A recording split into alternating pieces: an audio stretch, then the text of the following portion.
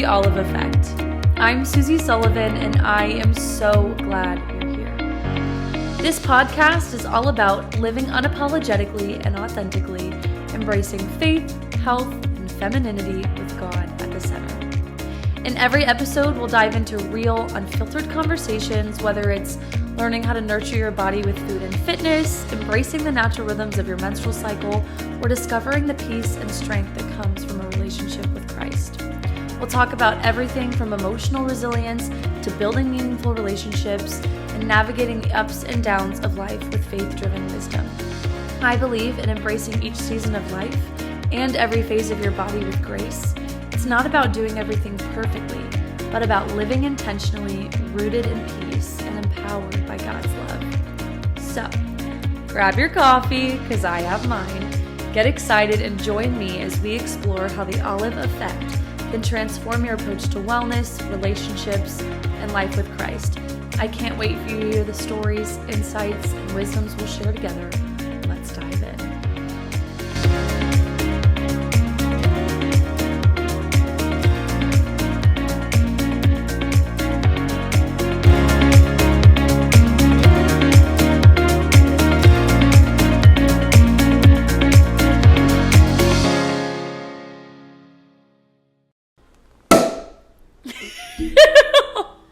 I love that you flinched. Welcome back to The Olive Effect. I'm your host, Susie Sullivan. And I'm her mother, And Katie Sullivan. This is my mommy. And it's Mother's Day. So we're celebrating. So, I thought it was going to bubble over for a second. Don't worry, this is not my first time. Shall I top you off, darling? I'm good. Cheers to Mother's Day. And cheers to us. Cheers. Sláinte. So, this is part 2. For those of you who have not listened to part 1, you're missing out. You should go back. So, pause it. Toodles. We'll see you later. And for those of you that are coming back, we just had so many great things to say. And, I'll turn it. Sorry, guys. Please hold. Boom. I don't know if you can see that in the camera or not, but whatever. Welcome back. Thank you. We spent an hour about 30 minutes ago. I don't even know what we talked about. We I don't know talked if it about- made sense. Like, I don't know. No, it was so good. I'm Rambling. like so excited. It was great, and I feel like, you know, it doesn't matter what we had to say. It's about what God had to say through us, and I don't know. I don't know what we're going to say now, but I feel like we're not done. So we'll find out what this is about. Maybe this one will be shorter. It's the intention. Might not be. Who knows? But as always, we're going to start by praying, and then we'll go forward. So, God, thank you so much for just the opportunity to come in your presence and just have some fun chatting. It just is such a fun opportunity to have some fun conversations and bring up some old things that we may not have talked about in a really long time. And I already feel kind of where you're pushing me in this episode, and it's going to be interesting, but I trust you, Lord.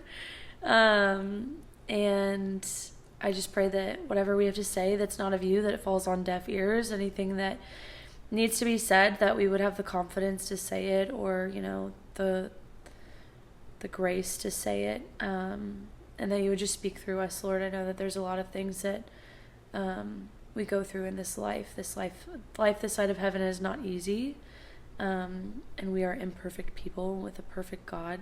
And one of my favorite things ever that I heard was, you know, God does not judge us based on our biggest mistakes, so please do not judge God based on the mistakes of his people. And I think there's a lot of people that have church hurt, and we talk about Christ a lot here on this show and in life. The two of us both, I feel, owe everything to God, and that sometimes rubs people the wrong way. And it's our heart hope that we will make heaven crowded and bring those around us to Jesus if they don't already know him, and if not, and if they do know Jesus, that we would help strengthen those relationships and pour into each other and lead each other to Christ. And I know that being in a mother-daughter relationship has definitely had its ups and downs, and you see a glimpse of the love that you have for us in those relationships, Lord. And so I just pray that if there's anyone listening to this that's not a believer, that you would just continue to show up in the small ways in their life this week, that you would bless them, give them what Mom and I like to call our God winks, whether that's, a really long, stressful day and you have to go to the grocery store and you forgot and you pull up and the parking spot right out front is open for you, and that never happens. Those are, those little God winks. And I just pray that you'll show the person listening to this that needs it, and allow them to be aware of what that is, and not just coincidence, but your divine love for us, Lord. And so I just pray that you would use us in this episode for good and let us have some fun. We love you. We thank you. Amen. Amen. It was longer than I anticipated. Whatever. Right. We're also eating chocolate. It's dark, I think. From Trader Joe's, right? It is. Had a tulip on it. It does. For Mother's Day, probably. Mm-hmm. I don't know if anyone else went to Trader Joe's before Mother's Day, like the weekend before. And I don't know if this was every Trader Joe's. There was so many flowers. I've never seen this many flowers. It was like, not even for Valentine's Day. There was flowers all the way to the back of the store. And there were... And out front. Women buying flowers that looked like they were, like, buying enough flowers for an event. Yeah. Like, they were going to be making lots of flower arrangements. They had, like, buckets. Yes. It was kind of crazy. Like, buckets and buckets in their cart filled with flowers. Yeah. So, Somebody's cheers to flowers. Cheers. I love flowers. Oh. Cheers to flowers. One of God's beautiful creations. Mm-hmm. I heard from a few men recently in my life. They always say, like, what are the male equivalent to flowers? Oh, golf balls? That's a good one. Especially if your husband golfs, or your boyfriend or father or whatever, grandfather. But I heard a couple people say banana bread, which is part of the reason I made banana bread, actually, this last weekend. Because, and like whether it's banana bread or cookies or whatever, but it was, somebody sent me a video too to like reaffirm this. It like happened to be showing up on their phone, but it was a video and this girl was like, babe, what is your version of flowers? And he was like, banana bread. And she was like, well, I don't like baking, so what else? He was like, Jan, I don't like buying you flowers, so what else? And I just thought that was funny. It's funny. I'm thinking maybe it's all the things you can like show up to a fire station with. Donuts, cookies, ice cream. Yeah. They probably would not turn away No. banana bread. No, probably not. Yeah. And if any of you, don't have fire in your family, not like fire, but like fire people, firemen in your family, you can still show up to a fire department or a police station and drop off cookies, and sometimes just for fun or also for advice. Just as thank you. Yeah. But you can drop them off as a thank you for keeping your area safe. Yeah. You can also drop them off to ask them the safest places to live. Have in fact done that. Yeah. It was a good idea. Yeah. I wonder who had that idea.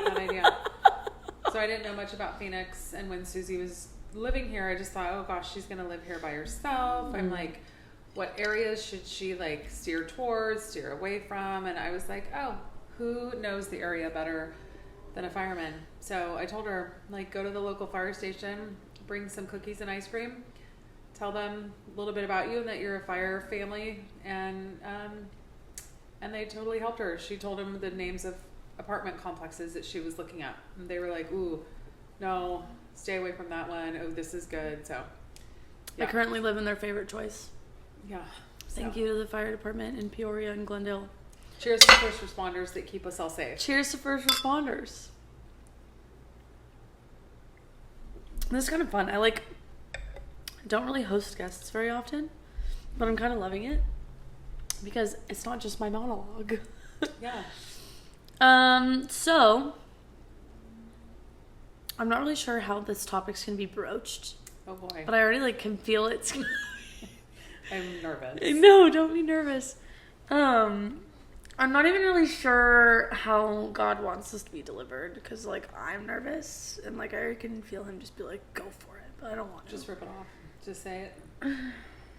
That means I have to answer it. What's on the floor?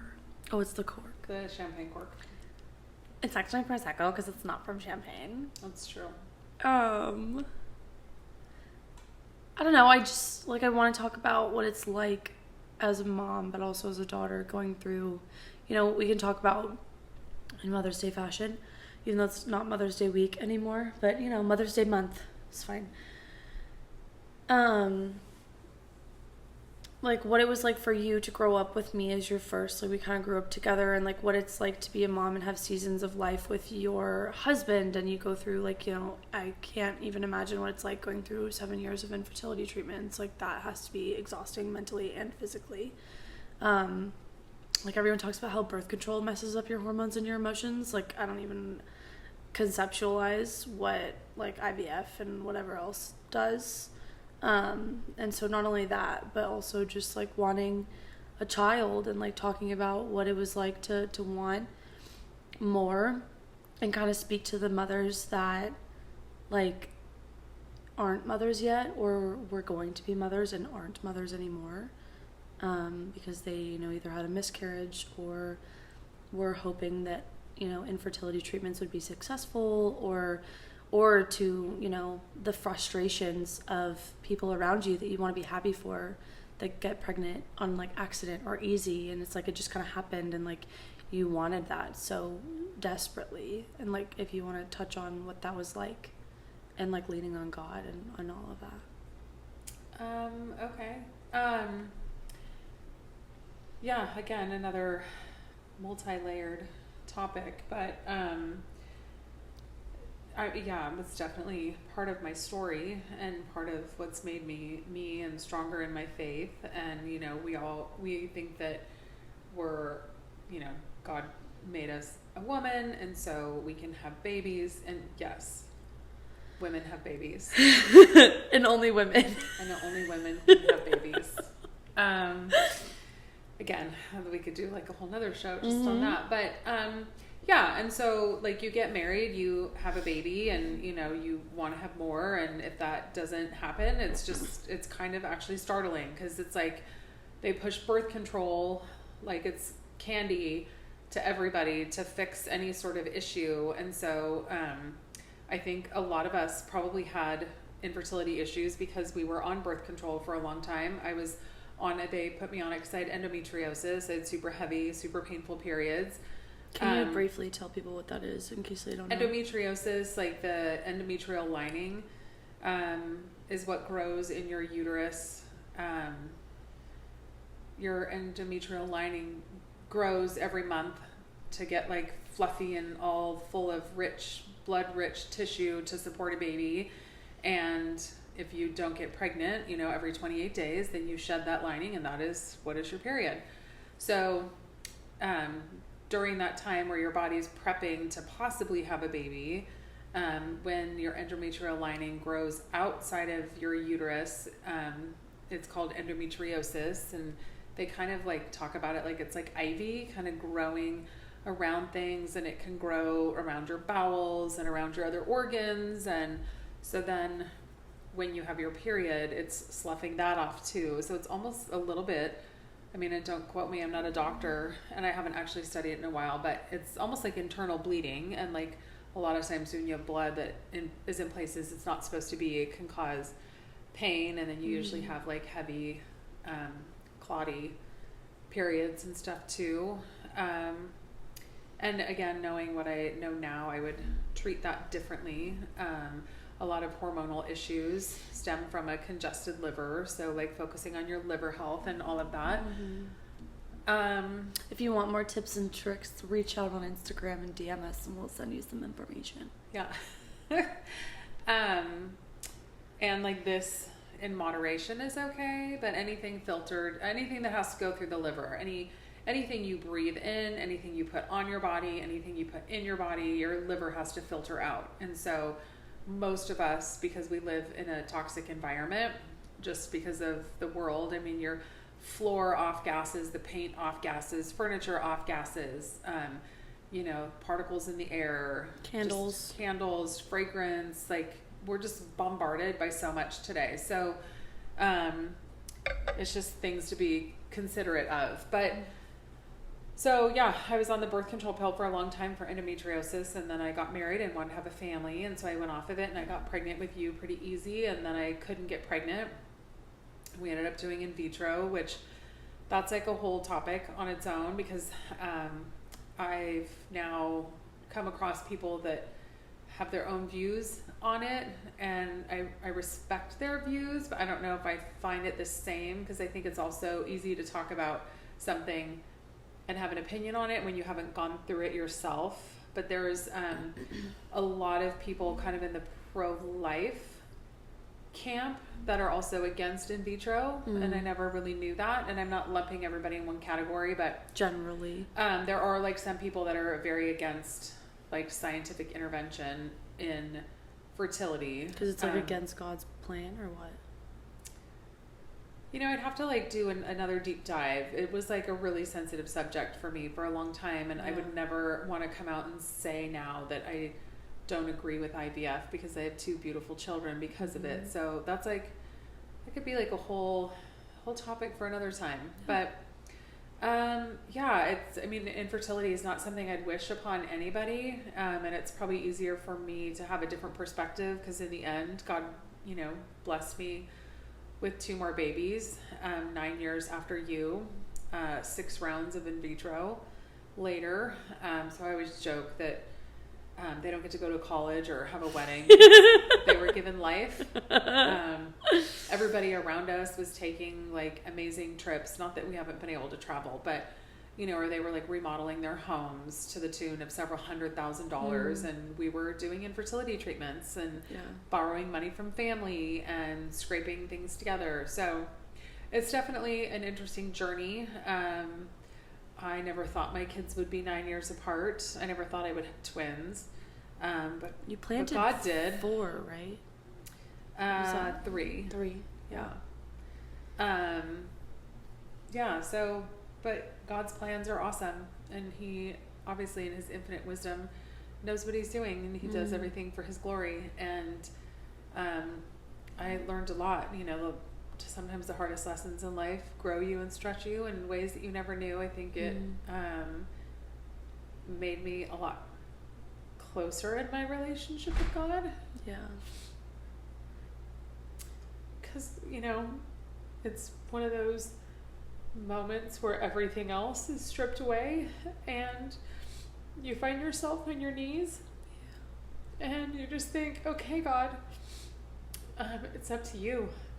And I think until you finally surrender, you know, I think, I'm not saying he punishes you with things, but I think his plans are the best for us and for his glory. And so I do think that sometimes things might be allowed when we wish we could be taken from them.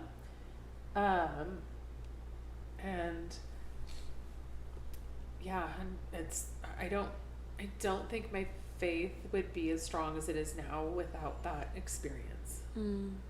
Because there were times that, you know, I was doing Bible study at the Lutheran church, and we were doing a Lisa Turkahurst study. I think it was like called like How to Be a Good Bible Study Girl. And it was like in that season where I'm like, okay, God, like I'm doing everything right. You know, I'm like going to church, and I take my little infant toddler baby to Sunday school, and, you know, we read, you know, children's Bible stories at night, and, you know, I'm in a Bible study, and we try and pray before meals, and like I'm doing everything right, and yet you're still not giving me a baby. And it's like I had to learn that God's not a genie here to grant all of our wishes. And that was when I learned, you know, that sometimes when you pray, God says yes, sometimes he says no, and sometimes he says not right now. And we don't always get to know why, and we don't always even get to know the resolution of it. But I am grateful for the way things turned out. And, you know, I wouldn't wish infertility on anybody. And I've always said that I'm very grateful that I never went through the miscarriage process, because, you know, I had 6 rounds of in vitro, but only 1 pregnancy. And I can't imagine going through all of that and then miscarrying. So it's a hard process. Yeah. Thanks for sharing that. I know that's hard. Yeah. It's okay. But I do think that what I find peace in and some of the things that I've been through is like if it can help one person, then it's worth it. Especially if you've already been through it. And so I appreciate you sharing that. Thank you. Yeah, I've always felt like someday, like I've always felt like I'm going to write a book, or, you know, you always picture people speaking at women's events, and, you know, that's a huge part of my story. Yeah. So, yeah, and for the most part, I feel like I can talk about it now without crying, but there's still some stuff that's hard. Yeah. And that's okay. But I have your sisters, so it was worth all of it. Yeah. Yeah. That's awesome. You know, we've grown through so much together, and I was 9 when the twins were finally born, and, you know, you were balancing a lot. You had 2 twin baby girls that were truly a miracle from God, and you had a husband that was at work and providing and allowing you to stay home, which is beautiful, and working so hard to do that. And he was great when he was home, but fire wife, like, they're gone a lot, and anybody that's been a fire wife knows that. LA does, 24-hour shifts, sometimes 48-hour shifts. It's like 24 on, 24 off, 24 on, 48 off, 24 on, 24 off, 24 on, 4 days off. Like, like rotates. Something like that. Yeah. And I know they work overtime, especially if you stay home. Then, you know, living in Southern California usually takes 2 incomes, or your husband works a crap ton of overtime to make it all work. Yeah. And it's a huge sacrifice. Praise God for good men. Praise God for good men. Cheers. To good men. To good men. But, you know, raising good kids is not easy, and it's one of those things where it's like, again, you're doing it all for the first time, like, especially with me. First pancake. First pancake? What? Oh, I thought you meant this is the first time you ever made pancakes. No, your dad always talks about, like, you know, when you do something, like, the first time, it's not always going to be perfect, although you are like Mary Poppins, practically perfect in every way. But it still tastes good. It just may not look perfect all the time. For sure. Sometimes it's messy. For sure. First pancake. 100%. For a second, I literally thought you were saying that it was the first time you ever made pancakes was for me. I was like, that can't be correct. Also, fun fact, side note, the smell of vanilla extract reminds me of making pancakes with my mom still to this day. I have to burp. I'm so sorry. It's like super bad, but the bubbles are getting to me. I just keep thinking of you. I can't drink carbonation. I don't. So there is a very real chance I could burp. That's because okay. I don't do carbonation well. You know what? It's okay because we're authentic and real, and right? people burp. It's fine. It's like that book, Everybody Farts. What? There's a book called Everybody Farts? Yeah. Everybody burps too. Better out than in, I always say. True. Who said that? It's from a movie. Mm-hmm. No, I don't remember. I want to say it's from Your sisters are so disappointed. either Mary Poppins or the... Better out than in, I always say. Wasn't it Harry Potter? No, Shrek. Oh, whatever. Whatever. I'm just thinking, all hands on deck, Granger. Anyway. We're already 24 minutes in. I know, I told you, it goes fast. It goes by really fast. Okay. I'm just gonna go for it. There were seasons that you and I wouldn't normally bring this up, and we can cut it out if we don't want to share it, but I feel like we're supposed to. I feel like there were seasons that, like, you had other things going on in the background that were like a stressor already, and you and I got really close, and it was probably the first time, or it was the first time, because I'm the first and the best. Sorry, girls. But there was times in life that, like we talked about in the last episode, like, you know, you want to be able to have your kids come ask you anything, and otherwise they're going to Google it, stuff like that. And And I feel like with you and I, like there was times where I would ask you for your advice or for information on something, and like specifically it reminds me of the time in high school when I was dating this one guy and I wanted your advice on something, and you're listening to me come to you in a vulnerable place asking for advice on something that was, you know, mature for myself as a 16-year-old, wanting to know like how far is too far with a boyfriend or whatever that is and what that looks like, and asking for all kinds of information.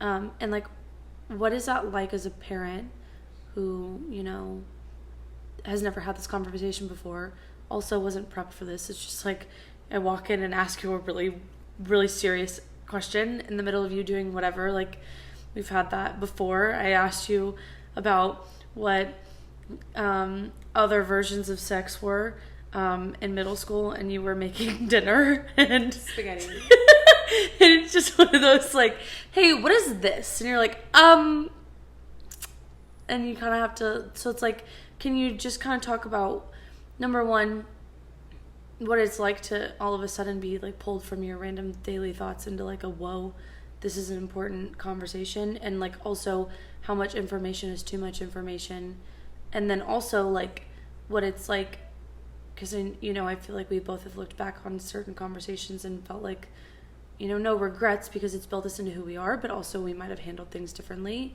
and like what that is like as well, because you know, there's no handbook on how to be the best mom, though people may try to write books. It is what it is, and everybody becomes a mom for the first time and goes through all of that. Yeah, well, I mean, I think it's sweet. It just reminds me, my mother-in-law today sent me a little GIF emoji, I don't know, whatever they're called, and it said, life doesn't come with a handbook, it comes with a mom. And that's so true. And so I think, you know, you pull from your experience with your own mom, and I had a mom that, for the most part, was an open book, and I remember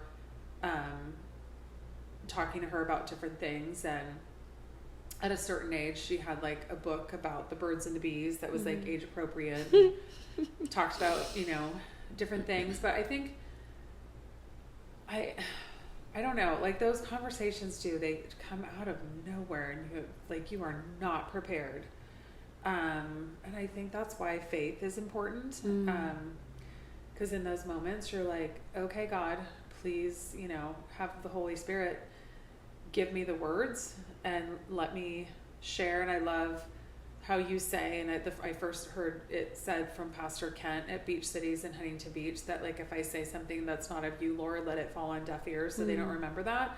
That's kind of the same like with parenting. It's like, you know, and I usually tend to use too many words, and I could, you know, answer a question a lot more summarized than I do.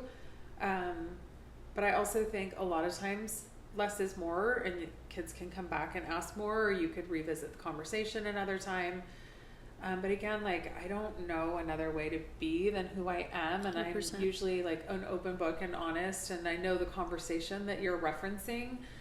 But it was also hard because being a high school girl is tough, and friends come and go. And there were times in your life that you didn't have a ton of girlfriends. And you didn't have a sister older than you. And those conversations definitely weren't appropriate to have with your younger sisters. I could ask my older sister, those kind of questions. Like those questions you might be like kind of embarrassed to ask your mom about, but I had a sister and you didn't have that. So there were times where I'm like, oh God, like, I don't know, please help me. Like, is this one of those moments where like I'm her mom, but maybe like I act as like the older sister, even though like I'm not her older sister, but like, I don't want to be like, you know, I'm your mom. Like, you can't ask me those things. Because it's like friends. You don't want to send them to someone else and then have them get bad advice. Right. And even though like if they have like good adults in their life through the church and stuff, like you don't totally know how that person's going to answer those questions. So I just always thought honesty was the best policy. And even though, you know, there are times where I'm like, I don't know, have we crossed that line between like, I am your mom, I'm not your best friend? but you have questions, and I don't want you to go to somebody else, and you're obviously asking these questions, and you will go find an answer. Yep. So, and at the end of the day, I just think with physical intimacy with kids and boyfriends and girlfriends and like whatever, I think it's just important that you remind them that once you take a step, like you can't take it back. 100%. You can't go backward. And I just remember someone telling me, I think it might have been Kathy. Cheers to Kathy. Cheers to Kathy. That at the Lutheran church that they did kind of like a purity thing. I think they had the girls do one thing and the boys do another, and they had like a gift, like a beautifully wrapped gift. And you could take it home, and it was just a symbol. And it's like, once you unwrap that gift, like you can try and rewrap it, but the paper is going to be wrinkled or torn, and the ribbon's going to have kinks in it, and you're not going to be able to tie it exactly the same. So like you can only unwrap that gift once. Mm-hmm. And so I don't know if I'm even making sense, but no, you are. So I just, I think those, kids are going to have tough questions, and they're going to want to know, when their hormones are raging in high school, like how far is too far. And I think it's important because the people that ignore that are burying their head in the sand, because it's like every human being was created to procreate at some point. We as Christians believe that you should get married and then enjoy that union together as a married couple and be fruitful and multiply the earth.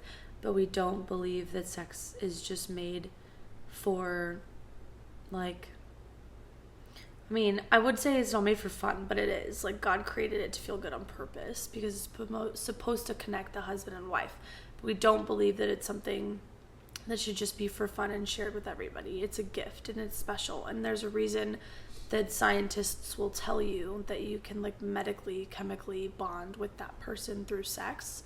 And that people feel differently about other people that they've had sex with, because it's not supposed to be a casual thing. It's supposed to be sacred and special. And sex is all forms of sex, whether you ask your pastor that or not. Like, there's a reason that other versions of sex still have the word sex in it, because all forms of intimacy are still intimacy. And I think, like, being a, I found out sex in 6th grade. I feel like I was a little late to the game. Most people kind of found out earlier than I did, but fortunately I was in an innocent world, and I appreciated that.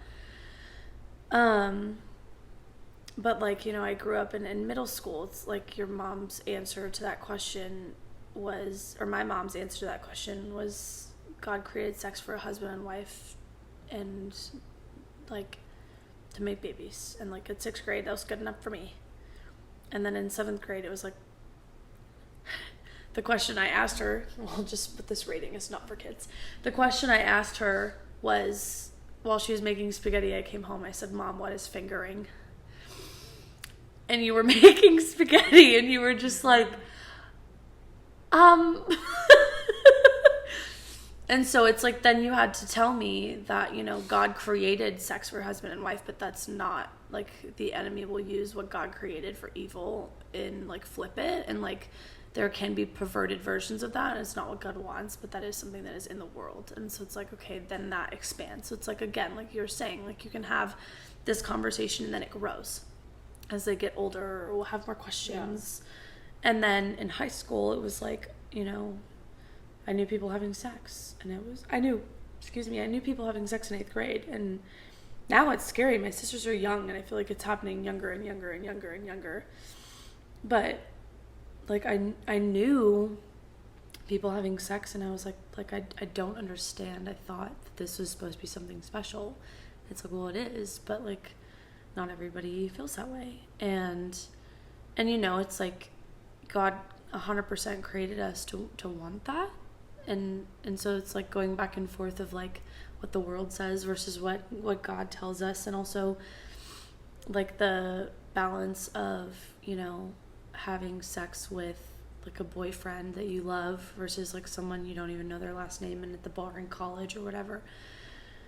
But it's like coming to you for advice is hard, because it's like what do you share and what do you not, and what kind of advice do I give, and like how do you say that this is what we believe but like not what everybody believes, and how do you protect your world that you created, this child who's now older, from the world and like the perverted versions of this, and like how do you have those conversations? And then you probably had those conversations and then you're like stewing over it of like, did I say the right things? And like, you know, and it's not like you can, number one, you don't want to ignore it, and that's kind of what I was getting at on this train that I just went down, is like you don't want to be the parent that just pretends like high school kids aren't going to have lust issues, because that's just burying your head in the sand and that's not realistic.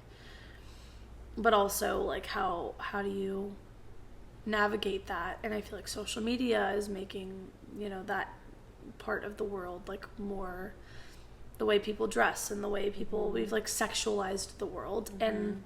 And so as a mother who has now raised me, and I'm 24 and off on my own in another state, and an adult, and then also having 2 freshmen in high school, like what is that like for you to be like almost like 2 different versions of a mom? Because it's like, for me, it's like I'm an adult, I still need you, I still want to talk to you, I still want your advice, and like I still want your support and all of these things that we've been discussing. But also like you've got kids like in this world of like a freshman in high school. Like what is that like for you? And also, get to this eventually, you had mentioned, you know, you didn't have an older sister to talk to all of this about, but like the twins now do. Mm-hmm. And like how is that for you, knowing that they might come to me? And like what is that like? You just asked me like, I know that's a lot, but like whatever you feel like you're supposed to answer is what God wants you to answer. It was a wild ride. I mean, I went to kindergarten roundup and high school orientation the same week when the twins were going to kindergarten and you were going to high school. So yeah, now you're 24 and you're off on your own adulting, and they're, you know, finishing up their freshman year of high school. So it is wild. I don't know, my mind just like went completely blank, because we just like, I know that was a lot. You led into a lot of different conversations, but I feel like whatever you feel like you're supposed to answer is what God wants you to answer. I mean, I think you have to stick to your guns, and you have to think what is right for you and your family. And unfortunately, sometimes when you make certain choices, when you're around other people, other friends, other family, they can feel judged by your choices, even though like I'm not saying other people have to live according to my choices, but I am going to protect my family, and there are certain things that I don't want to expose my kids to, or, you know, so you might have to like not go to that family event or whatever. And it's really hard because, you know, you're hurting somebody else's feelings and they're feeling judged, even though that's not your goal. Right.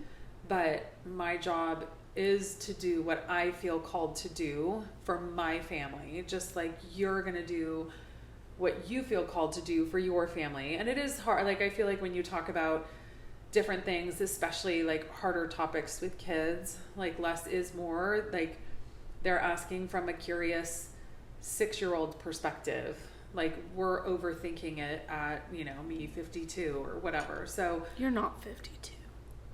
I am 52. That's crazy. But I just, so that part is, you know, so yes, like the whole sex conversation, like when you first, I mean, I'm pretty sure we had some of those conversations before you were in 6th grade, but it was, you know, sex is something between a husband and a wife, not a man and a woman, but a husband and a wife, that when they're ready to have a family, but then that grows because you come in contact with people who you know not to be married, and they are having a baby. And so you know, then when it's, because otherwise it's like the answer is so complicated and has so many layers that you're going to be like giving like a dissertation to your 8-year-old about all the different things. So you just kind of keep it basic and like foundational to your family's beliefs and morals and values. And then that picture grows as it needs to. And it's like, well, we believe that God designed sex to be between a husband and a wife who want to have a family and have babies and grow that family, but not everybody chooses that, and this is what we believe, you know, but then it's hard because you bump up against other people that made different choices, and that's okay, like no shade, but I would think a lot of those people who chose to have families in different ways than being inside the confines of like a biblical marriage would say that it's not without difficulties, you 100%. Know, because I think having children and raising children is hard. And I think God created it to be between a husband and a wife as a team. And if you are a single parent because you had a child out of wedlock, that's not an easy job because you're missing part of that team that God meant for you to have. Not saying that they can't have a fruitful life, 100%. But for us, you gotta pull yourself up by your bootstraps, and they did it. And like, right. And I, you know, but like it wasn't as easy as it could have been together. Right. Yeah. So, and now that you've said that, like, I think we had like a where do babies come from conversation before 6th grade, but I feel like in 6th grade was when I realized like what that process was. Because I vividly remember running into Dad's office and being like, you did what? This is true. But like we obviously had like a where babies come from conversation before that, but like 6th grade was when I knew like what that process looked like. Yeah. Gross. There was another point I had to make, and now I don't remember. The twins coming to me. But I also think like the Bible is the best book and the best instruction manual. And I feel like if you have questions about parenting and child rearing and having tough conversations, like the Bible is a great place to start. It should always be your place to start. With everything, not just kids. Yeah, with everything. As far as like the twins, I mean, like I said, sometimes I felt like I had to fill in as a friend, and I feel like I probably crossed lines and dove into topics in certain areas that I maybe wish I didn't have to, but because you didn't have girlfriends to talk about some of those things with, I allowed certain conversations because you were asking. And then it's kind of almost the opposite because, the twins do have you to talk about those things, but I now look at that differently because, like, I want them to talk to you, but I don't want them to talk to you in place of me. Yeah. Because you are a wise and mature and wonderful woman, but you are not a mom and you are not their mom. And as mature as you like to think you are, you still don't have the wisdom and experience that a mom has. 100%. So, I mean, after you graduated from college, or like right before then, like you were living at home with us after Scotland, and we moved to Idaho, and they were going to you instead of me for a lot of things. And so that's when we kind of decided, like, I think it's time for you to move out and to kind of have separation between sister time and coming to mom for things. And like you and I were butting heads, and the twins were seeking me out. It was the way I describe it is it was affecting my mothering of the twins. And so I think it was a good move. I think, you having already spent quite a few years outside the house, like going to school and studying abroad, and you wanted some independence and stuff, and also the twins were coming to you more as like a mom person. And I want them to have, like we joke that my sister Kelly had 3 moms, my mom and then Denise and myself. And so that's great. But at the end of the day, she only had one mom.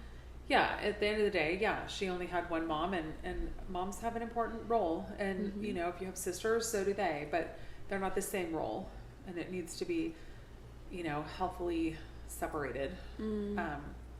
So yeah, and it worked out well because, you only lived 15 minutes away, and they could go have cool, fun sister time where you guys watch movies and sing songs and eat bad food and do the things you should do and sleep in the living room with a giant slumber party and talk about all the things, and that's great. But then they started coming back and talking to me about things and opening back up, and so that was good. So I just, boundaries. That's a good call. Boundaries are important. Yeah. Cheers to boundaries. Cheers to boundaries. There's a book about that. It's a very good book. Okay. Final thought. Well, first, before final thoughts, do you have any questions for me? You can think about it for a second while I stare into the camera. I didn't prepare you for that, but does anything come to mind? Okay. What is something you feel like I did well as a mom? Don't put me on the spot. And what's something you feel you needed that I didn't do? No prep time for that is crazy.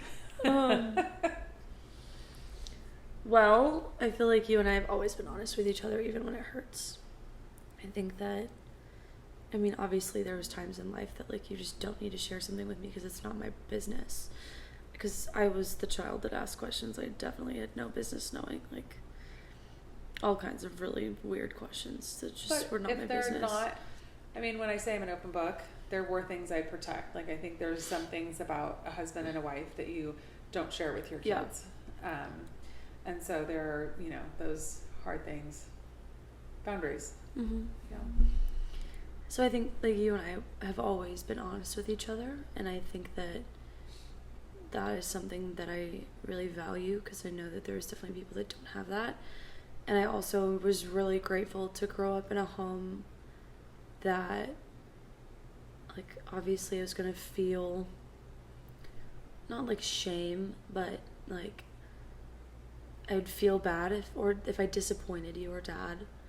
But, like, I knew I could always call you if I made a mistake, and you would bail me out of whatever that was. Not, like, out of jail. Well, you would. But, like, I never got to that level. But, like, there would be, nights, even in elementary school, that I didn't want to be at a sleepover because I was uncomfortable. And I could call you, and you would show up. And, like, always create a code word with your family members because it's very helpful.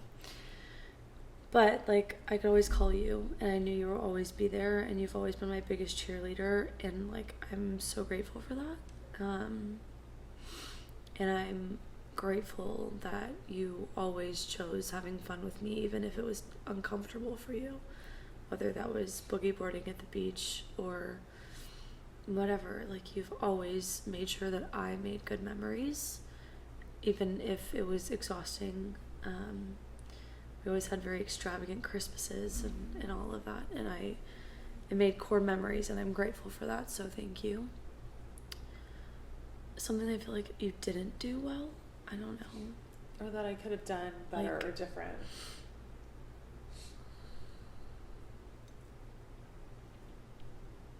I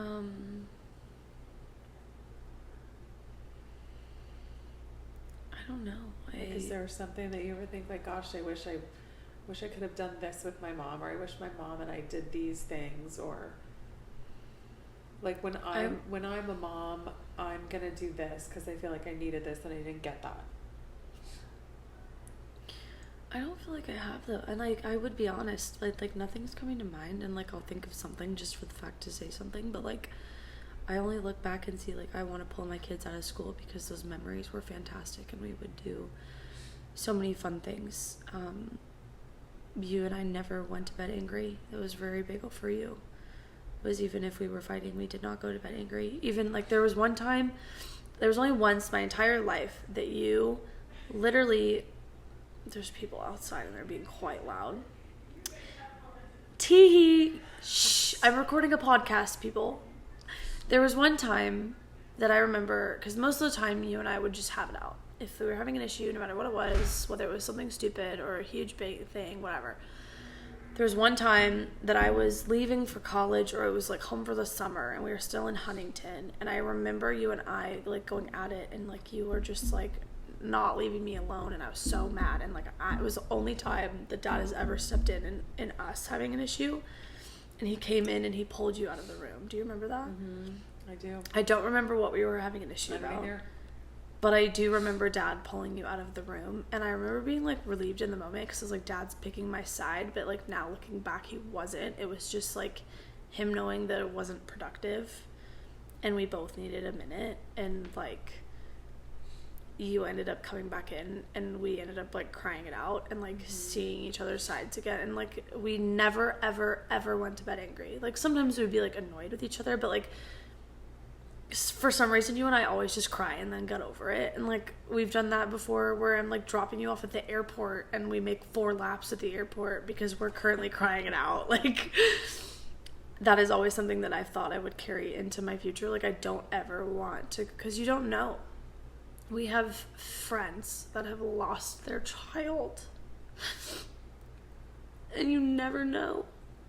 And I'm so grateful that like I've never left you in a bad place, because this life is unpredictable. We don't know. And so I'm grateful for that. And I don't know, I think if I had to name one thing that I feel like I wouldn't necessarily change because it's built me into who I am, but I do feel like it was a positive and a negative when, and I feel like we've already talked about this, but like when the twins were born, it was the worst day of my life. Because I was an only child for 9 years, and I was the first grandchild, so naturally I was the favorite. Sorry to all of the Marfuses and Keats, but you're not the favorite. But you know, it wrecked me when, and we've talked about this before, Halloween, like a week, the twins were born on the 22nd of October. Halloween's the 31st. If you didn't know that, now you do. But my costumes were always like the biggest event, and my grandfather usually did like face makeup or something, and this year I was like a pumpkin head or something, so I had like a weird itchy black situation dress and this like pumpkin mask, and I was so excited to show everybody my costume. And I remember waiting in the living room, peeking through the curtains until my grandparents came, and my grandparents finally came in the door, and I was standing in the living room, and I was like so excited to show off my costume. And I remember my grandmother saying, "Where are the twins?" And they both rushed past the living room to go find my sisters, which, like, granted, looking back, they were a week old. I would want to go see the babies too. But I just remember realizing that I was not going to be the center of attention anymore, and that was really hard for me. And I remember going up in my room and like crying, and I was just like, I'm going to kill him. Like, this is the worst. And like, I came to love them within days. I got over it. I'll keep them for now.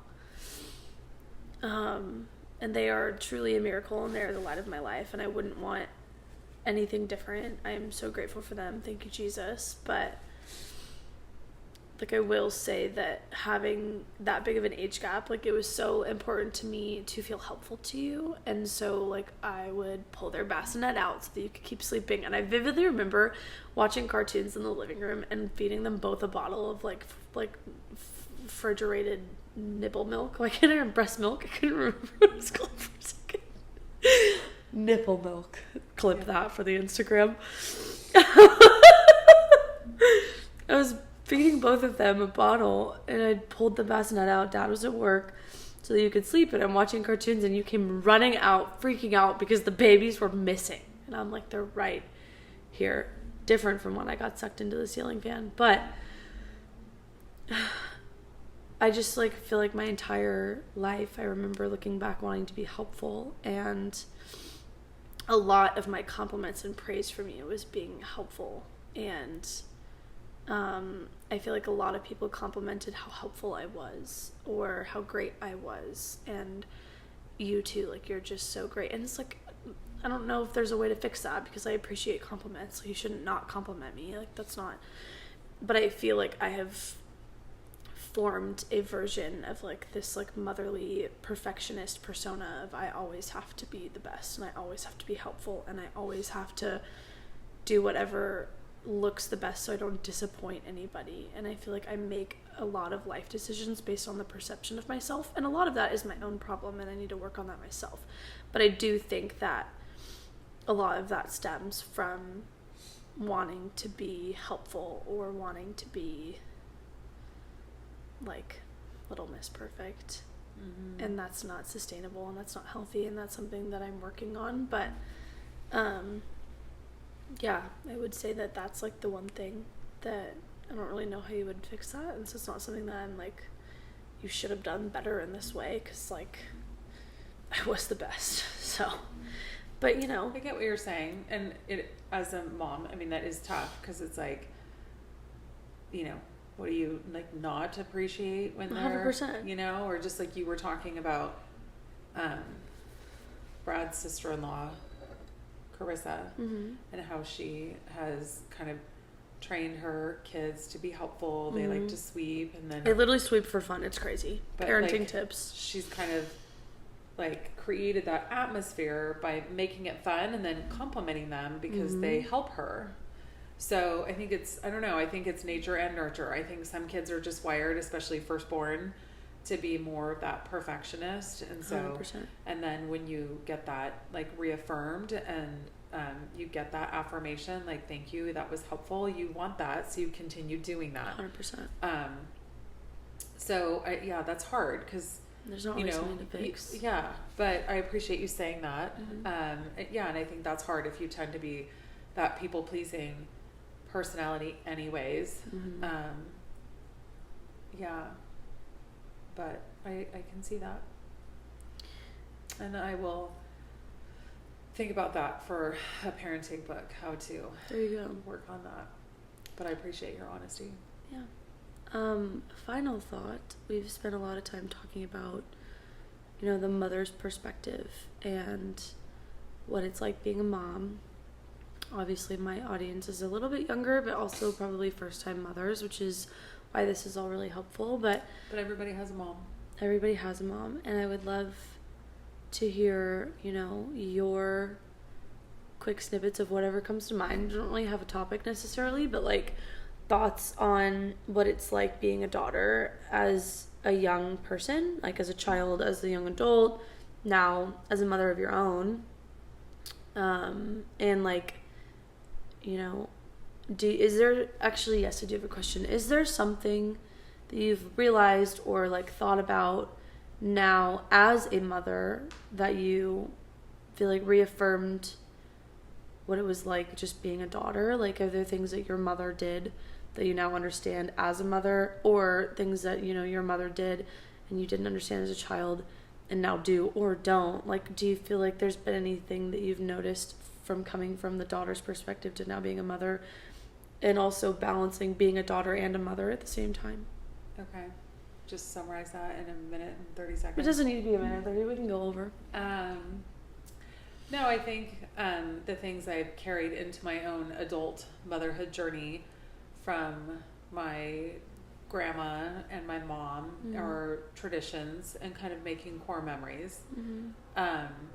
Both my mom and her mom, my grandma Anna, made holidays, even the little holidays like Valentine's Day, very special. My mom always liked hearts, and so naturally Valentine's Day was kind of a big thing for her, and so she'd always make heart-shaped French toast. And it was just, we just had that every you know, Valentine's Day, to the point where she, like, jokingly made some ahead of time and mailed them to my sister, kind of like as a joke, like, here's your French toast, not thinking my sister would actually eat them in college when they, like, were probably a week old by then. And so, but now we carry that on. We have heart-shaped French toast for Valentine's Day.